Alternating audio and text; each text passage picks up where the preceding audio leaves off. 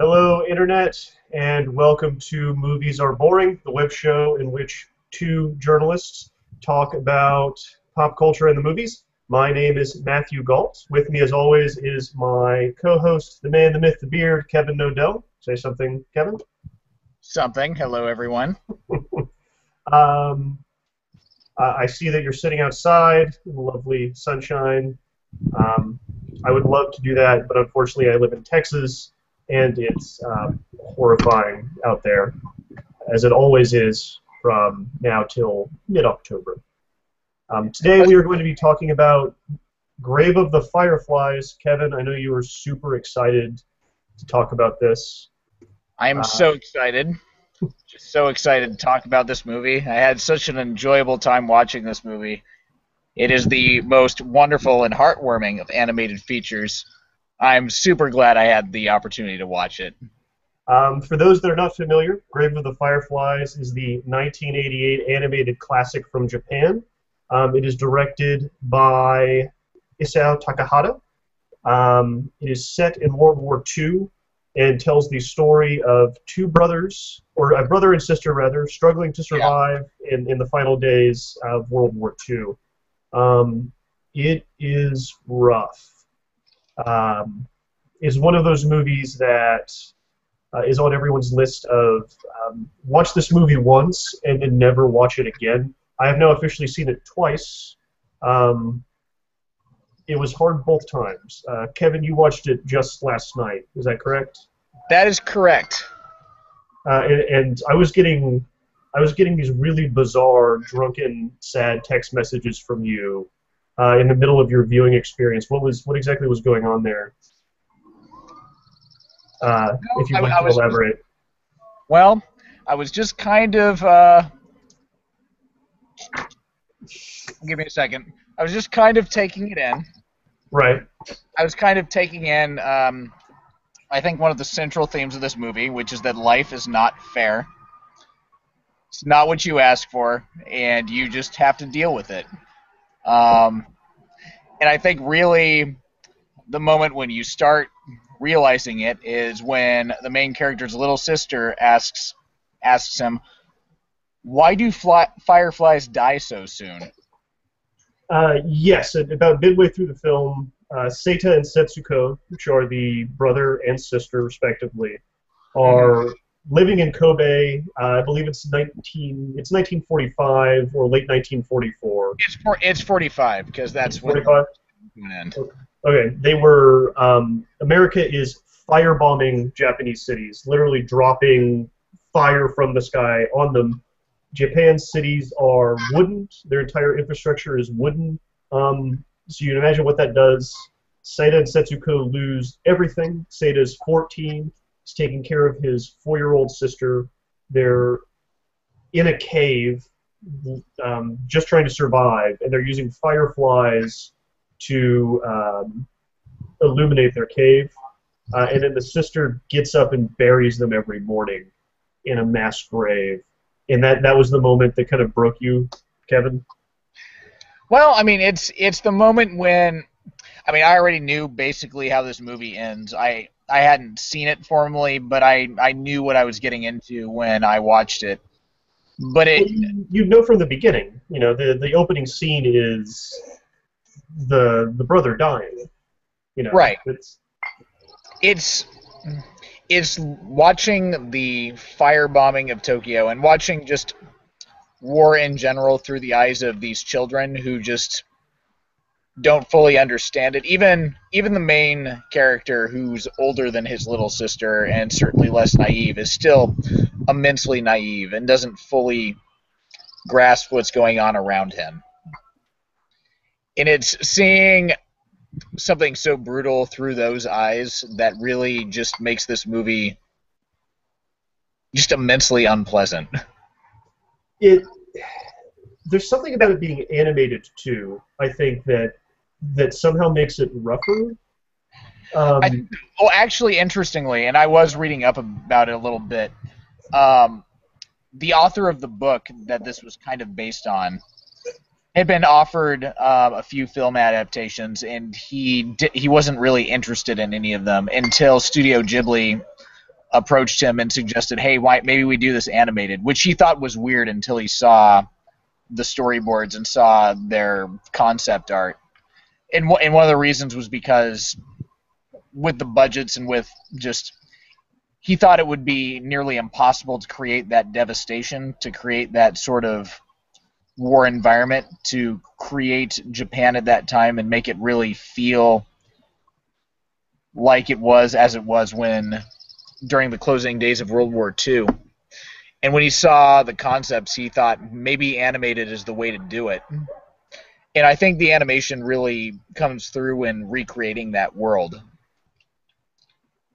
Yeah, absolutely. The one of the scenes that really struck me is very early on, when their mother dies.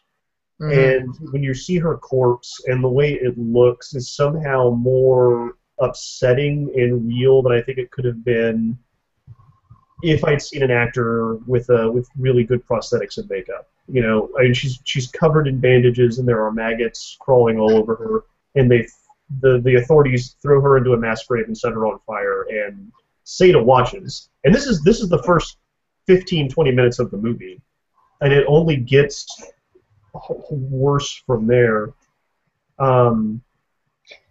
If you want to watch a movie about children slowly succumbing to malnutrition, this is the movie for you. Right, absolutely. I like that you have to drink to get through the review of the film too. That it affected you that much. Yeah. You've got to do what you got to do, man. I completely understand. Another interesting thing, you mentioned the author that this is based on. Did you read up on any of that at all? Because I did a little bit. A little bit. You probably might have. I was looking more at the directors and the filmmaking aspect of it. I didn't delve into the background as much as maybe you might have. Okay, so this is based on a novel from 1967 by a guy named Akiyuki Nosaka, and this is a semi-autobiographical work. He is essentially Seda, and he's said repeatedly over and over again that he wrote the novel as a way to pay tribute and hope to alleviate himself of some of his guilt for letting his sister die, because he did these things. You know, he was prideful, and he tried to take care of his sister on his own when he was very young, and she was very young, and she died because of it. Obviously, the movie goes a different route, and I'm going to talk about why I think the movie goes a different route here in a minute. But I thought that was interesting that it somehow makes it even more sad, because this is a very personal story of someone trying to shed pain, you know. Right. The other thing I think is very interesting about this film is the way that it's perceived differently by Eastern and Western audiences. And I think go ahead, sorry. That is definitely interesting to me. Westerners really look at it as an anti-war film. And I would say that it's still, in many ways, an anti-war film, but I think to Eastern audiences and to the Japanese audience, that's kind of a secondary thing to them it's really about.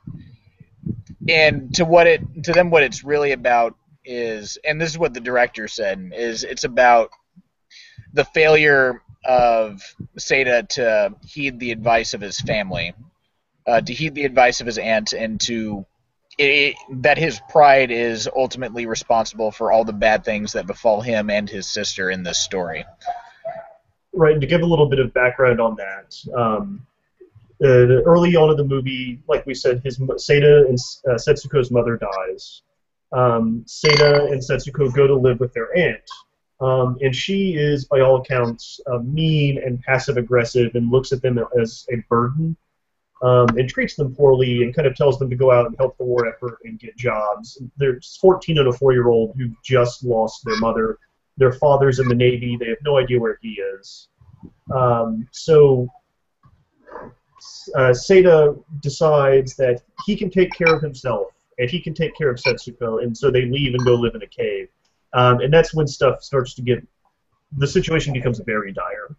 And just like you said, Kevin, Takahata, who's the director, has explicitly said in an interview, this is not an anti-war movie. This is about someone's failure to protect their sibling and heed the warnings of their family. But I can't not think of it as an anti-war movie. Well, no, and I think, like I said, I think it's a secondary theme, and the theme of war is very much important. And even one of the things they mentioned, and the director mentioned this, is that it's important because, and this is something I think is key in the making of this film. They talked about how it's very much aimed at young people and evoking the empathy of young people.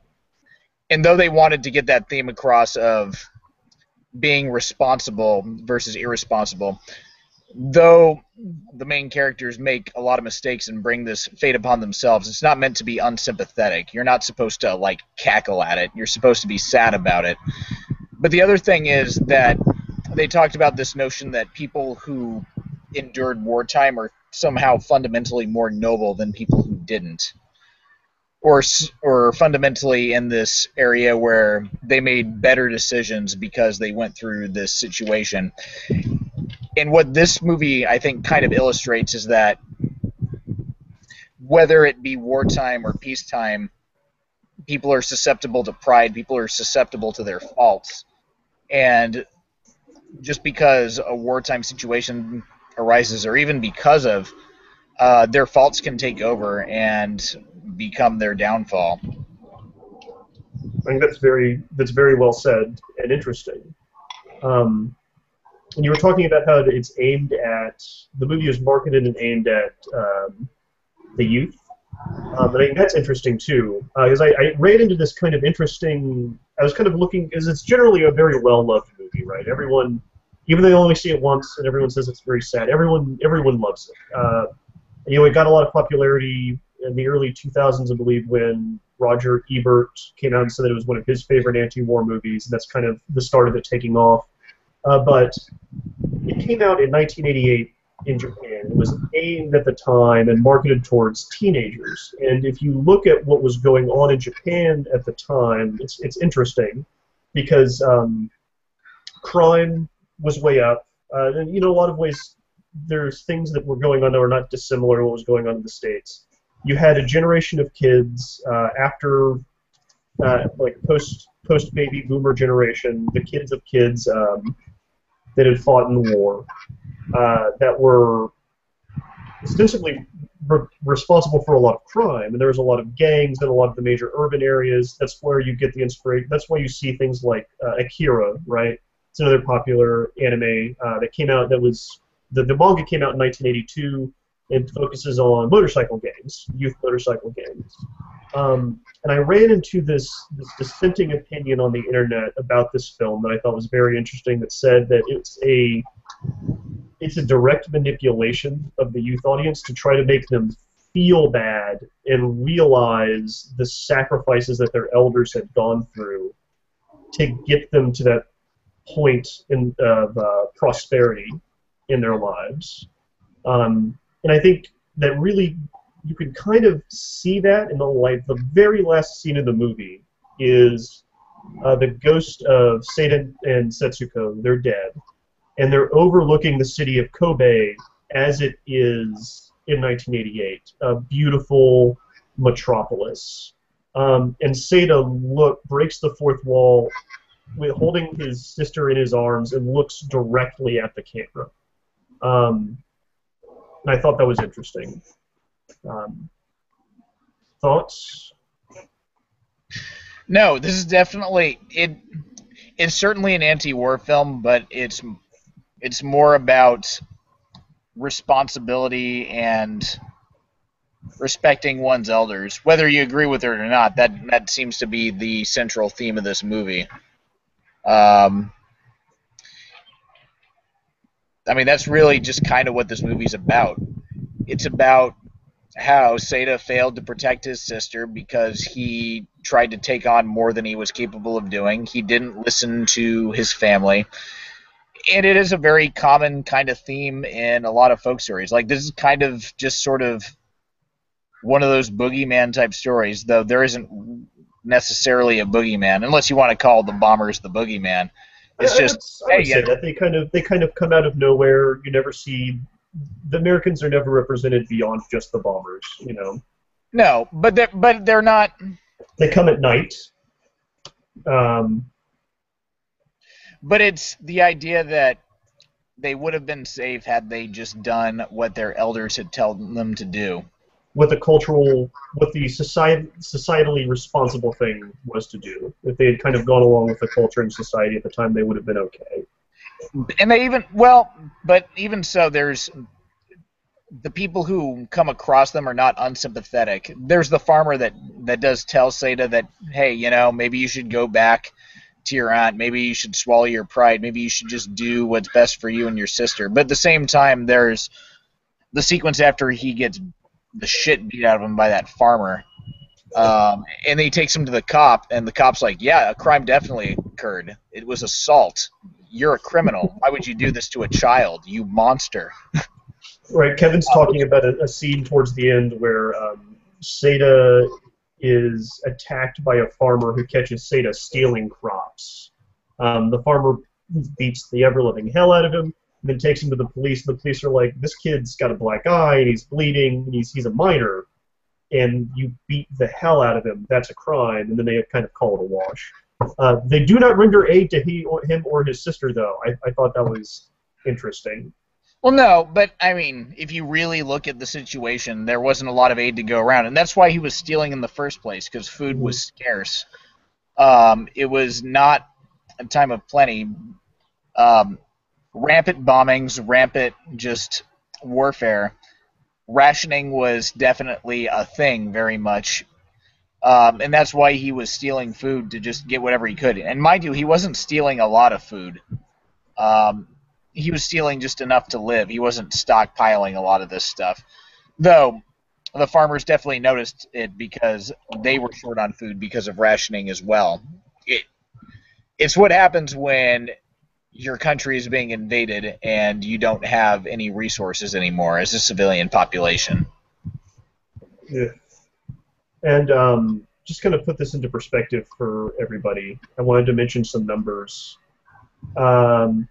Somewhere between you have numbers on the amount of people that died in the American firebombing campaign on Japan.